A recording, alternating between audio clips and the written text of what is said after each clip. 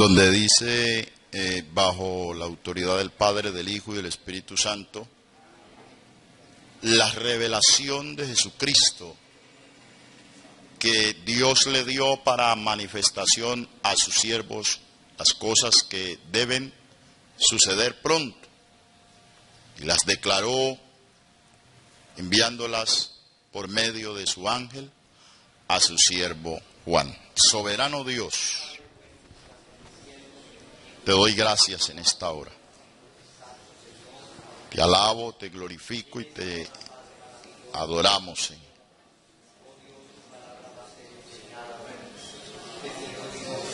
Señor, tú eres fiel y verdadero. No hay otro Dios igual que tú. Señor, por lo tanto, bendícenos de una manera poderosa. En el nombre glorioso de Jesús, a través de tu palabra. Tome. Dios le bendiga a todos en esta hora. Dios es fiel, poderoso, grande, y quiero asentar este punto en el segundo capítulo de Apocalipsis, recordándole a usted que no hay ninguna otra revelación fuera de la que Dios le dio a su Hijo Jesucristo. Y Jesucristo se la reveló al apóstol Juan. Y el apóstol Juan, de verdad se le fue dicho por orden de Dios a través del Espíritu Santo, que escribiera las cosas que veía y oía en ese momento, porque eran prontas a cumplirse. Entonces vamos a hablar, hermano, bajo el tema, siempre guiándonos en el libro de Apocalipsis, cómo está la iglesia de hoy para enfrentar el gran acontecimiento de la venida del Señor. ¿Cómo está la iglesia de hoy para enfrentar el gran acontecimiento de la venida del Señor? Ya que en la mayoría de las iglesias muy poco se habla de la venida del Señor. Se ha caído como en un rol, en un momento de frialdad, de conformismo, de religiosidad, de monotonía, porque se cree que Cristo va a regresar a esta tierra dentro de 20, 50, 100, 200 años. Pero el Señor habla en su palabra y da unos parámetros muy profundos en la Biblia que dice: velad y orad, para que no entréis en tentación.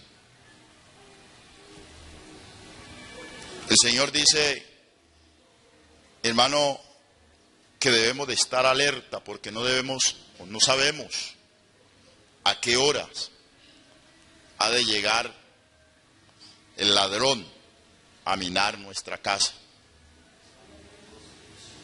El Señor da diferentes formas de advertencias y se está refiriendo directamente para la iglesia y enseguida para la humanidad. Dios no quiere que nadie se pierda. Dios no quiere que nadie se vaya al infierno. Dios no quiere, hermano, que nadie sea condenado ni juzgado por Él. Dios quiere salvar a la humanidad. El Señor creó el infierno, lo dice bíblicamente, para Satanás y sus ángeles. Pero, ¿por qué el ser humano va a ese lugar? Porque desobedece a Dios, porque no se someten a Dios, porque no quieren obedecer a los mandatos que Dios ordena.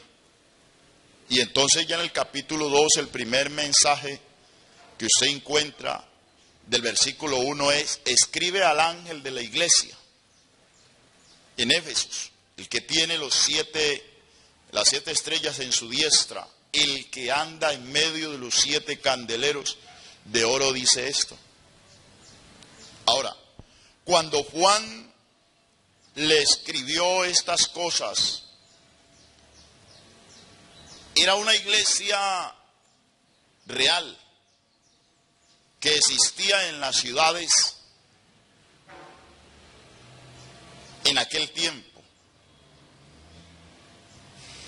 Mencionadas estas son las cosas que no eran la única más fuera o escogida, porque reunían ciertas condiciones y características especiales, representativas del futuro desarrollo de la iglesia. Y a lo largo de toda su historia, el día del Pentecostés hasta la segunda venida de Cristo, esta carta fueron válidas para aquellas iglesias tal como existían, y su validez para todas las iglesias en todo tiempo y en toda la actitud que hasta hoy vemos. Cada mensaje seguía su misma estructura o bosquejo. Dicen, hermano, que habían destinos o iglesias, características que el Señor propuso, características de la iglesia, encomendó e hizo muchas advertencias a las iglesias de aquel entonces. Y por eso tienen que escribirle directamente a la iglesia de Éfesos. Y cuando uno examina esto, hermano, uno mira que el primer mensaje es para la iglesia de Éfesos. Ahora, ¿por qué es para la iglesia de Éfesos? ¿Por qué Dios tiene que dirigirse a la iglesia de Éfesos? Pues mire el relato que nos da el segundo versículo. Entonces ya le dice Dios a la iglesia: yo conozco tus obras. Es muy importante en este punto mirar y atender, iglesia, que Dios viene por una iglesia, no cualquier iglesia. Dios viene por una iglesia que Él la conozca y que la iglesia conozca al Señor. Dios no va a venir por una iglesia desconocida. Dios no va a venir por una iglesia que le pongan nombre los hombres. Dios va a venir por la iglesia que Él le puso un nombre, y es la iglesia del Señor. Allí no van a haber avenimientos ni señoríos humanos, no van a haber, hermano, encomiendas que porque esta iglesia no. Es la que cuente con los requisitos que Dios exige. ¿Por qué? Porque Él sabe qué hay en este momento en medio de las iglesias. ¿Qué hay en medio, hermano, de todos los siervos a nivel del mundo que están predicando el evangelio en este momento, en este último tiempo, en pleno siglo XXI? Dios sabe y conoce cada una de nuestras obras. Así de que la iglesia en sí, hermano, no se puede engañar. En este mismo momento, nosotros que estamos aquí, los que nos están oyendo, los que nos alcancen a ver por la internet, ellos se van a dar cuenta que lo que dice la palabra es claro. El Señor dice aquí: no, yo les conozco a ustedes, quiénes son, qué hacen, qué tienen en su corazón, qué piensan allá en su mente, cómo actúan allá en secreto, qué hacen cuando no están solos, con quién hablan. Yo conozco la intención del corazón de su iglesia. Porque, mi hermano, aquí no vale que tengamos privilegios con otros. Dios no va a llevar a nadie por el privilegio con otro. Dios va a llevar a una persona que se someta a lo que Él dice en la palabra. Esa cuestión, hermano, de yo sentirme apegado, atraído, allegado a X o Y persona, eso no va a hacer que usted sea salvo. Se refirió el Señor con ciertos dos discípulos que se juntaban mucho a él. Y la madre miró eso y le dijo: Señor, concede que en el reino de los cielos mi hijo fulano y mi hijo sutano se sienten cada uno a tu lado. Y el Señor le fue sincera. El Señor le habló con claridad. El Señor no se puso, hermano, a enredarla. Porque el Señor no tiene, hermano, como se dice, como esa sección de personas, no. El Señor le dijo: el sentarse a la derecha, a mi lado, no me corresponde a mí.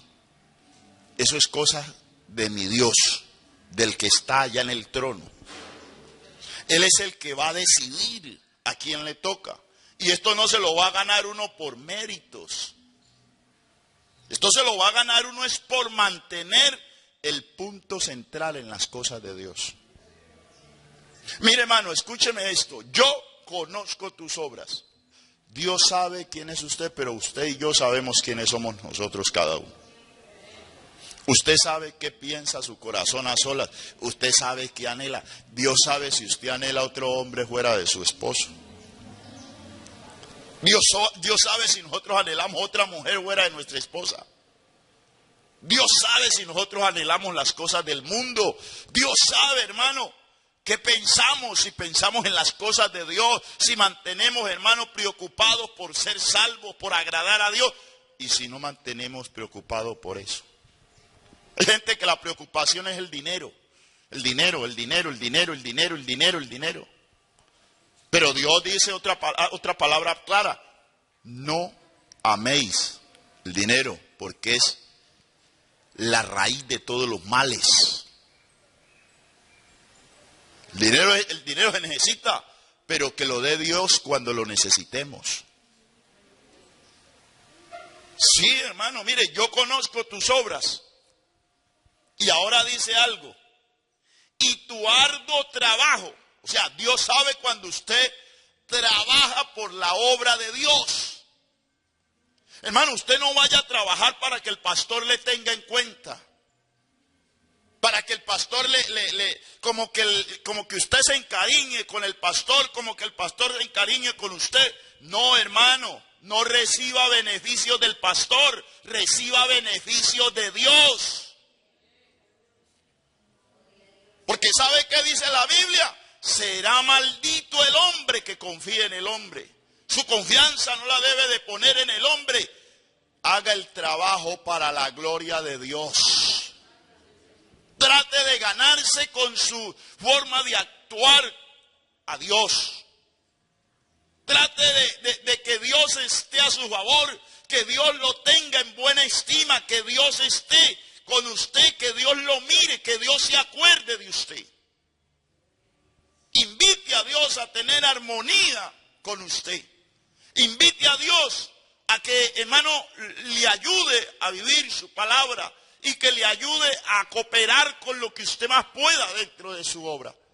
Yo conozco tus obras, pero dice la segunda parte: y tu arduo trabajo. ¿Ve usted que Dios, una de las cosas que quiere estar diciendo esta parte de este texto? Que Dios es un Dios justo. Que Dios no va a tomar en poco lo que usted ha hecho por su obra. Que Dios no va a pasar por alto ninguna de las cosas que usted haga durante esté en la iglesia por la obra del Señor. Dios no la va. Así el pastor no las toma en cuenta. Así el pastor le diga a usted no. Y así el pastor le dé reconocimientos, así el pastor le adule. Dios no le va a notar eso. Dios va a notar es cómo lo hizo usted. Con qué esfuerzo, con qué amor, con qué deseo. Allí va a estar Dios con usted. Mire, yo conozco tus obras. Y tu arduo trabajo. Mire que, hermano, muchas veces hay gente que se mete a cooperar con la obra. Hay gente, hermano, que entra a cooperar con las cosas de Dios y que Dios les bendice y que Dios siempre les provee.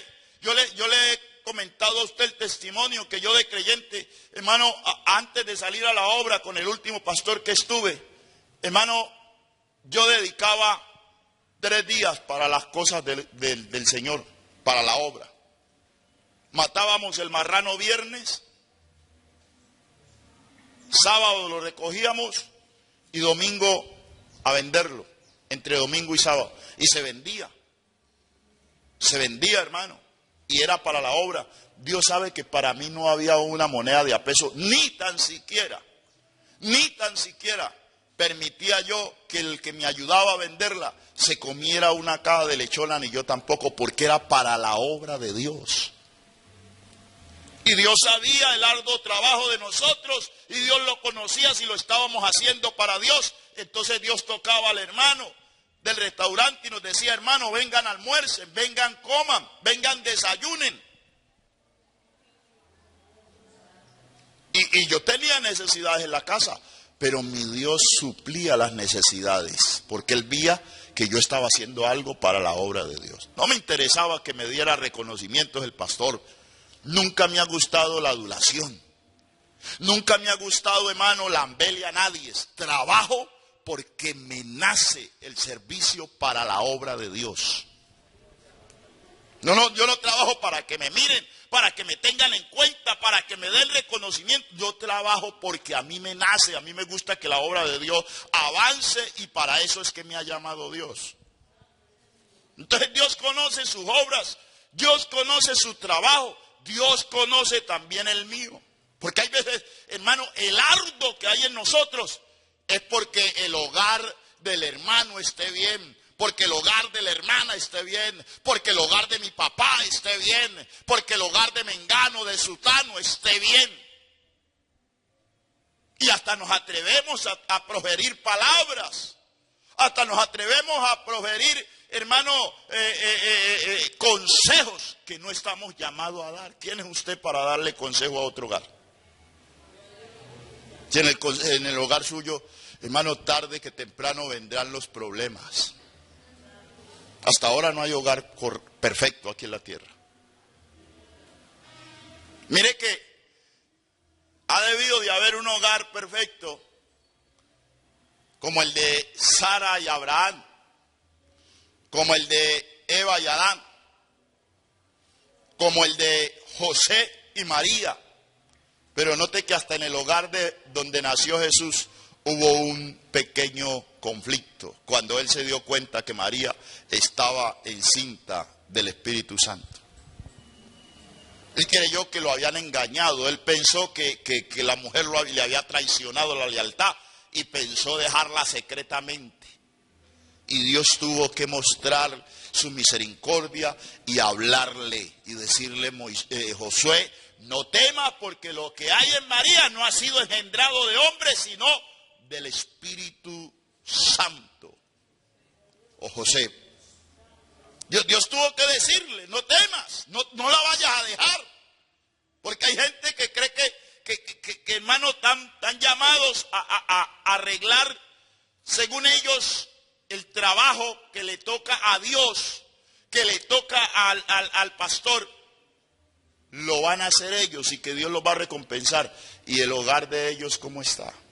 ¿Cómo está la vida espiritual suya para usted hacer un trabajo de restauración?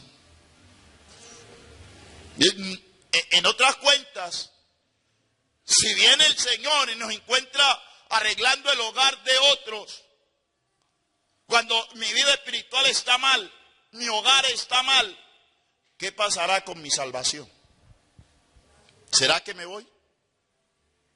¿Será que se va? Yo conozco tus obras y tu arduo trabajo. Oiga, otro punto importante. Y paciencia. Que usted ha sido paciente, Dios lo conoce. Eso lo sabe Dios. Que yo he sido paciente, eso lo sabe Dios. Pero oiga esto, lo segundo. y que no puedes soportar a los malos. O sea, Dios, otra cosa que conoce Dios es si usted se confadula con el pecador, con el que hace lo malo. Si usted ama el pecado, Dios. Por eso, hermano, una persona puede estar años en la iglesia. Una persona puede llegar a ser, hermano, pastor, presbítero, supervisor, oficial. Y puede tener en el corazón el mal, amar lo malo, hacer, hermano, cosas malas. Y puede llegar a escalar por su apariencia. Puede llegar, hermano, a pararse como un pastor, como una esposa del pastor. Pero llegará el día que esa persona, Dios le sacará sus obras a la luz. Llegará el día que esa persona tropieza. Y si viene Cristo, esa persona tampoco se va. Porque esa persona, aunque esté revestido de la gracia, de la salvación de Dios, del evangelio del Señor, aunque esté revestido del ministerio de Dios, aunque esté revestido de la autoridad de Dios, por dentro su corazón tiene maldad, pecado. Por algo el Señor dijo que de una fuente de agua no pueden salir dos clases de agua. Dios conoce qué hay en tu corazón. Dice que esta iglesia, oiga bien, no puedes soportar a los malos. O sea, esa iglesia no soportaba el pecado. Esa iglesia no soportaba al que quería hacer lo malo, al que quería andar alejado de Dios, al que quería venir a hablar cosas en contra de las cosas de Dios. Eso Dios no lo aceptaba. Y esta iglesia tampoco lo aceptaba. Esta iglesia rechazaba esas clases de personas. Pero hoy en día, los que estamos bautizados, los que decimos que vamos para el cielo, hermanos, muchas veces nos confabulamos con el que tiene el corazón lleno de maldad. Y sabe lo peor, anhelamos ser como ellos. Cuando si la Biblia dice que usted es un pueblo, ¿qué? Santo. Un pueblo adquirido por Dios. Usted es, hermano, muy diferente. Ahora, viene otro punto importante aquí. En este versículo 2. Y has probado a los que se dicen ser apóstoles y no lo son. Mire, otra cosa que debe de ser la persona que quiere estar preparada para irse al cielo es probar a la persona que se le acerca, sea cristiano o no sea cristiano. Hay personas, aunque sean cristianas, no le conviene, no está bien tener amistad ni vínculo con esa persona. Hay personas de estas que hay que tenerlas de lejos, saludarles de lejos, porque la influencia del maligno a través de estas personas es de que nosotros vayamos al pecado, es que nosotros no obedezcamos a Dios, es que nosotros no nos sometamos a Dios, es que nosotros no le sirvamos a Dios, es que nosotros no nos consagremos para Dios, es que nosotros no demos testimonio para Dios. Entonces estas personas empiezan a enviar una cantidad de mensajes a nuestra mente, a nuestro corazón, a nuestro intelecto, a nuestros pensamientos, a nuestras emociones, y empieza a moverse un doble pensamiento dentro del cristiano y no sabe si al último agradar a Dios o desagradar a Dios. Pero algo especial, tienes que probar a los que se arriman a tu lado, a los que te llaman por el celular. El que ya estaba mirando por la televisión, hay una red infantil, tiene una millonada de seguidores.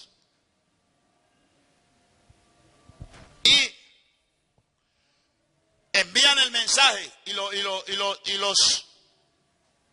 y las personas entran inocentemente porque es una página normal.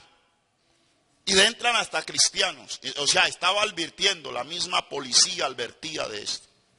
Y entonces empiezan a hacerle preguntas, miren, empiezan a hacerle preguntas. ¿Qué estás haciendo ahora? Le sale ahí.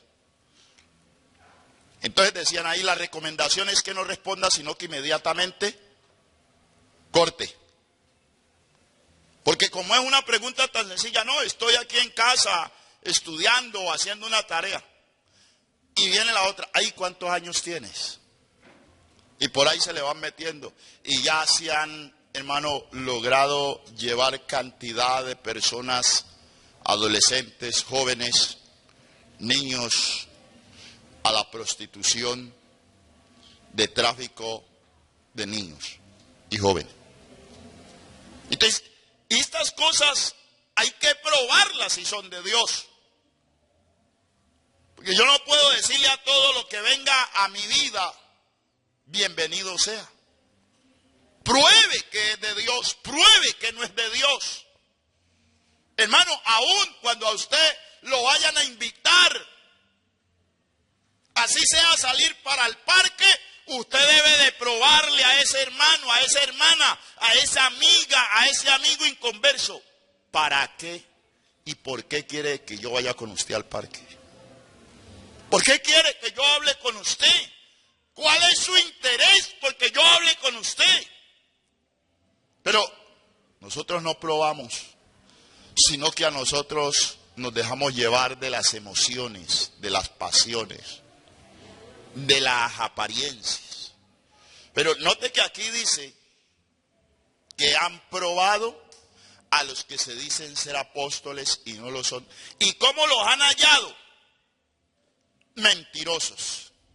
Porque cuando usted tiene todas estas características, y si yo le digo, hermano fulano, ¿será que nos vamos a tirar un chiquito de billar? Usted, el pastor está grave. Usted debe, no, pues si el pastor, usted no debe decir, pues si el pastor, vamos, pues, entonces si el pastor eso no es pecado. No, usted debe de examinarlo. Usted debe de probarlo, así sea el pastor. Y si usted ve que a usted lo reargulle, que usted se siente como no bien, dígale, pastor, mucha pena me da, yo no puedo ir con usted. Esto afecta mi vida espiritual. Esto afecta mi comunión con Dios. Porque mire esto, hermano. El mensaje del capítulo 2 y verso 1 al 7 fue para la iglesia de los Éfesos.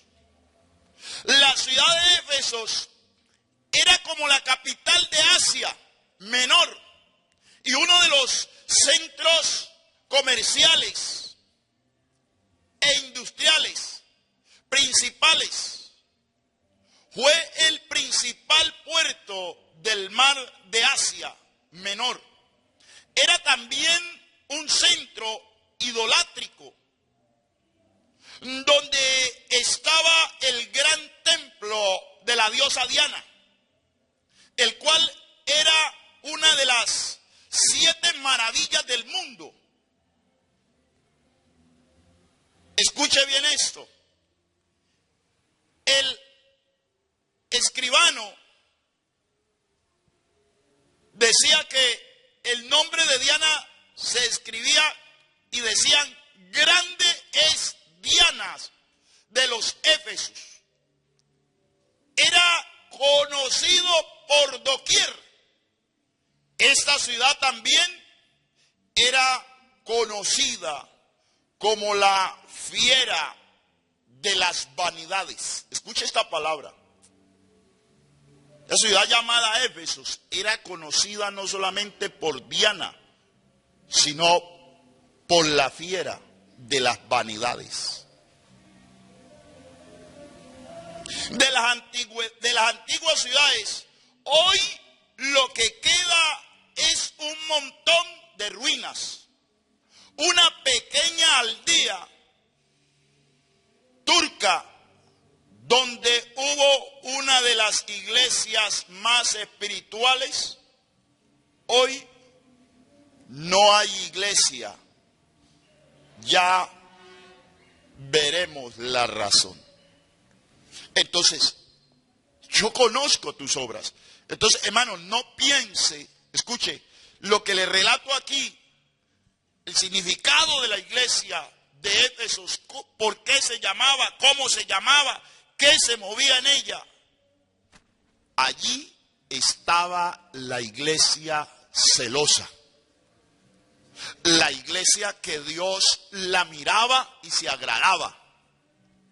La iglesia que Dios conocía, número 1, sus obras. Número 2, su trabajo. Número 3, su paciencia. Número 4, que no soportaba a los malos. Número 5, que probaba a los que decían llamarse apóstoles y no lo eran.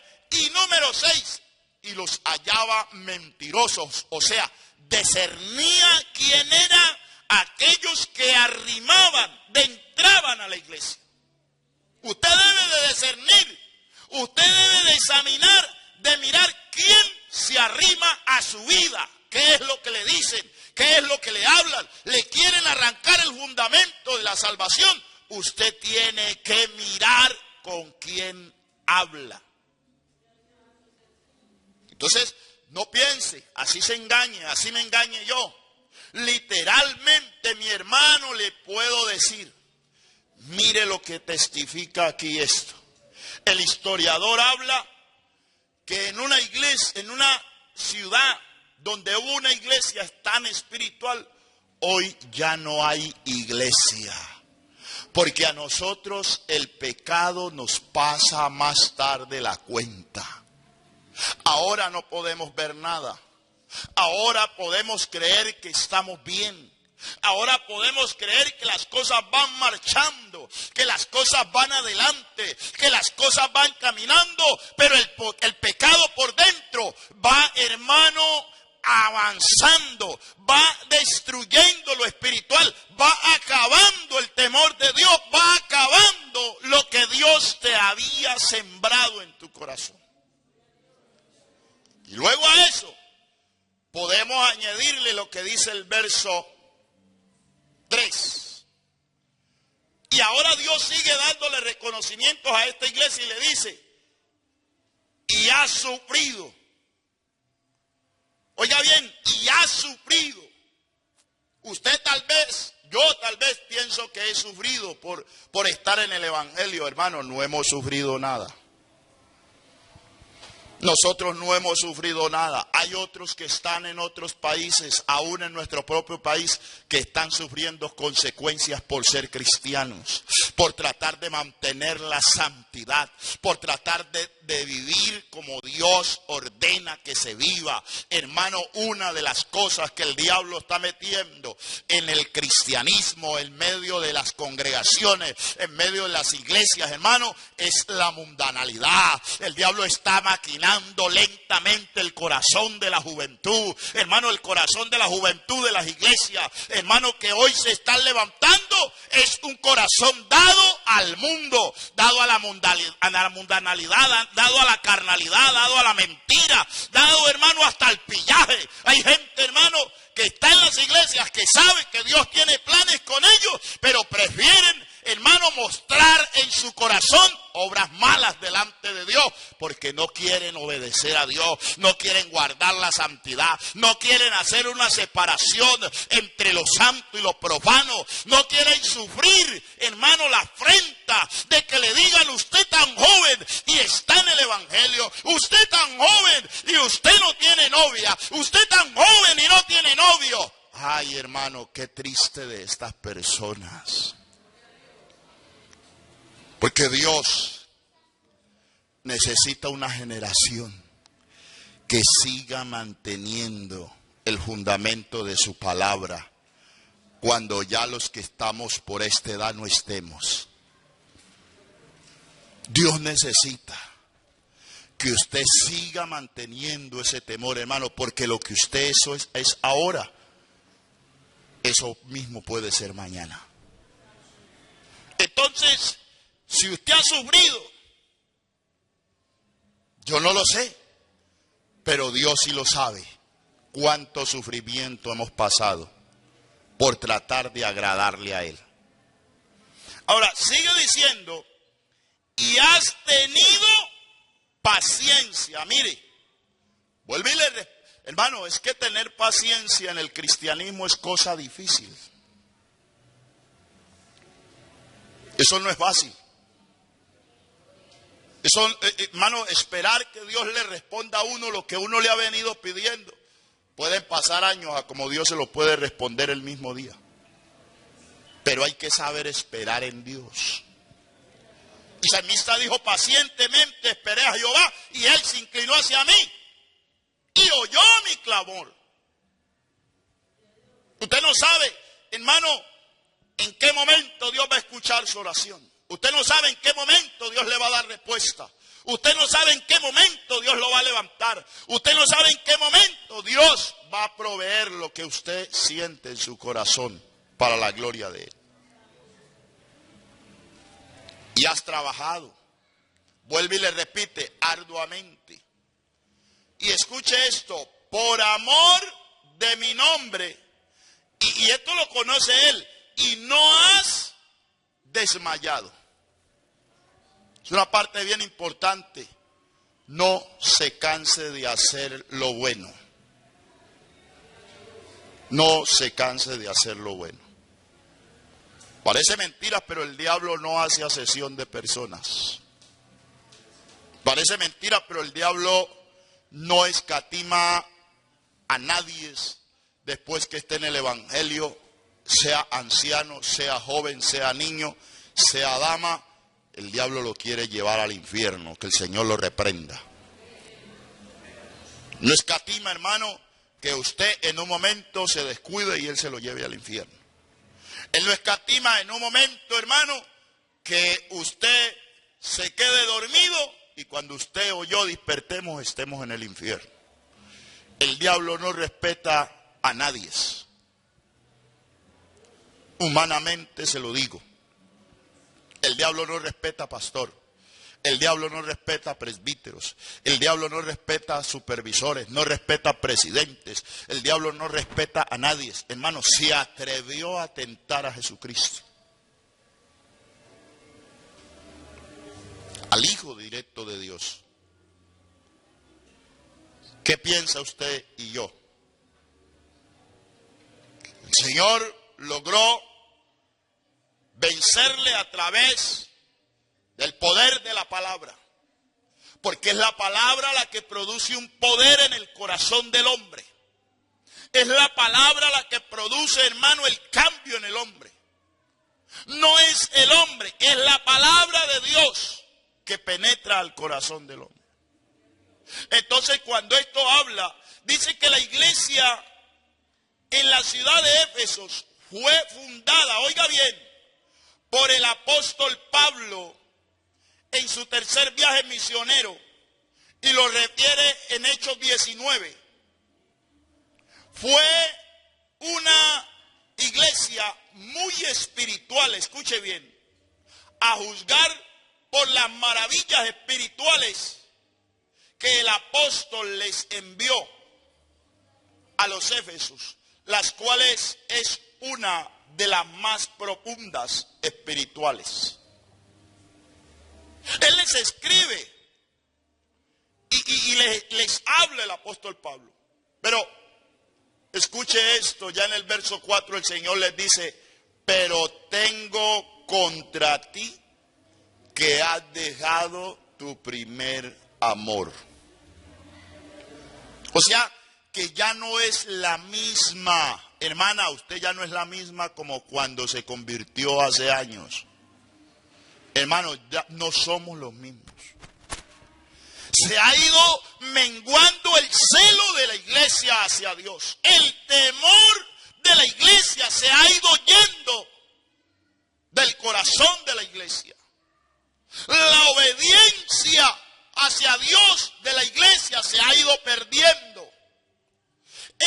El arduo, el deseo de trabajar por la obra de Dios se ha ha ido yendo, eso ha ido perdiéndose, eso se ha ido disminuyendo, eso ha ido cayendo. Y por eso es que usted hoy en día le rinde más pleitesía a las cosas del mundo que a las cosas de Dios. Pero hermano, simplemente Dios puede ayudarnos. Has dejado tu primer amor. Yo sé que ninguno de los que estamos aquí cuando nos convertimos fuimos así como somos ahora. Yo sé que usted era diferente. Yo sé que yo era diferente. Yo sé, hermano, que hemos dejado muchas cosas. Y entonces por eso el Señor dice, escribe al ángel en Éfesos. La palabra ángel, escuche bien, significa mensajero. Es un mensaje. De modo que el ángel de la iglesia es el pastor de la iglesia. Y el mensaje es dirigido al pastor para que éste lo comunique a la iglesia. Y el Señor reconoce el ministerio que Él mismo constituyó, como dice en Efesios capítulo 4, verso 11. Él nos dirige el mensaje. Y a la punta oficial, ni a los diáconos, sino al ángel, al pastor, quien es el responsable de la grey del Señor y quien tendrá que rendir cuentas principalmente de los pastores. Y escuche esto. Hay gente que se enoja, hay gente que se ofende cuando el pastor predica lo que dice la Biblia. Hay gente que no le gusta porque hay gente que quiere poner sus principios. Aquí no son los principios míos. Aquí no son los principios de nadie. Aquí los principios son la palabra de Dios. Y el día que eso cambie, el día que los fundamentos y los principios de la Biblia se acaben en la iglesia o en la obra, ese día se acaba la salvación. Porque donde no está la palabra de Dios, no está la salvación. Donde el fundamento, la raíz de esa iglesia no sea la palabra de Dios, no hay salvación. Hermano, la raíz en su casa, en mi hogar, en su familia, debe de ser la palabra de Dios. Que venga el diablo a ver si puede mover la palabra de Dios. Hermano, en su corazón, en la dama, el caballero, en el adolescente, aún en el niño, debe de ser la raíz, la palabra de Dios. Porque es la que nos fortalece, es la que nos da vida, es la que nos sacia cuando estamos sedientos de que Dios haga algo, viene la palabra y esa nos reargulle. Pero ¿cómo va a hacer esto Dios si nosotros realmente hemos dejado el principio cuando aceptamos al Señor? Y el 5 dice, recuerda por tanto de dónde has caído, escuche bien, y arrepiéntete y haz las primeras obras, pues si no vendré pronto a ti y quitaré tu candelero de su lugar. Y si no te hubieres arrepentido, escuche bien, hermano, ¿esto qué quiere decir? Usted ha fallado, yo he fallado. Reaccionemos. Volvámonos a Dios. Levantemos nuestra mirada al cielo y digámosle, Dios mío, realmente lo que yo hice, lo hice mal hecho. He actuado mal. reaccione, vuelva a tomar principio. Mire lo que dice Primera de Pedro, capítulo 5, verso 4. Y cuando aparezca el príncipe de los pastores, vosotros recibiréis coronas incorruptibles. Y escuche lo que les dice a los jóvenes en el verso 5. Igualmente, jóvenes, está sujetos a los ancianos y todos sumisos unos a otros, revestidos de humildad, porque Dios resiste a los soberbios y da gracia a los humildes. Es un problema tener sujetos hoy en día a la juventud. Pero que Dios nos ayude. Simplemente Dios necesita que nosotros volvamos al principio si queremos ser salvos. Que reconozcamos que ya no somos aquellas personas que ese día aceptamos a Cristo, que seguimos un curso de enseñanzas que nos dieron, nos bautizaron y empezamos a servir dentro de la iglesia. Ya no es lo mismo. Que Dios le ayude a usted y a mí. Soberano Dios que estás en los cielos, gracias te damos en esta hora